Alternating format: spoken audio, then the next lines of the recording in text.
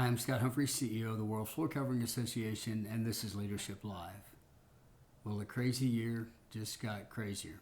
It's been an amazing week for me. I had the experience of finding out about the passing of two very dear people in my life. One was a youth worker at a church I grew up in. Her name was Shirley Cunningham, an amazing woman who basically took me into her family and treated me as one of her own, challenged me, encouraged me, and made me believe that there was potential for my life beyond what I saw.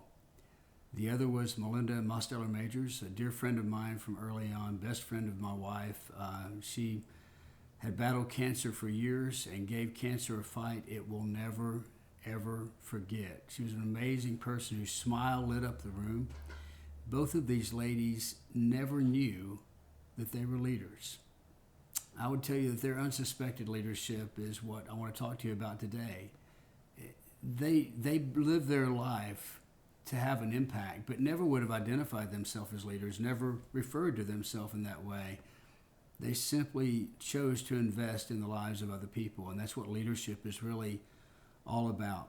In a crazy year when so many people have suffered and seen the passing of loved ones, or at least the illness of loved ones, I just want to remind you that your leadership matters even when you don't think it does. And so there are a couple of things I'd like to challenge you to do, and a couple of statements I'd like to give you to consider. One is that you are always being watched. So live a life worthy of following. And Miss Cunningham never said, hey, watch what I'm doing because I'm going to give you an example for your life. But that's exactly what she did. She lived an example that I wanted to emulate. She was selfless and poured herself into other people, and through that impressed on me the need to not only get from other people, but to invest in them and to build relationships. I want to challenge you as a leader to not be about yourself, but to be outward and to be focused on the needs of others. Second thing I wanted to say is to live life to its fullest. Melinda had battled cancer for a long time. In fact, I think she outlived far beyond what they expected that she would. They continued to prolong her life, and she fought and fought and fought, and she was not going to let this cancer win. And I'm going to tell you, it definitely had a pain in its side after battling Melinda. She was glorious in the way that she fought the fight, never complaining, always positive, uplifting, asking questions about you and not focused on what was going on in her own life and going on her terms. And I'm so thankful for that. But she lived her life to the fullest. While you're doing that as a leader, while living your life to the fullest, have an impact. Be positive. Focus on the needs of others, and it makes your pain go away to some degree. And Melinda's an amazing example of that. So thankful for these two people and their influence on my life. I want to give you a little experiment to focus on as you go into 2021. We talked about setting goals early last year, but I want to give you an experiment, maybe a milder version of something I've seen before. I was in a leadership seminar where you wrote your own eulogy, and I think to many people that's uncomfortable. So here's what I'd like to ask you to do.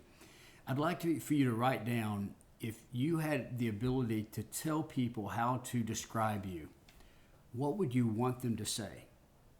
Now, please understand, I didn't say what would they say.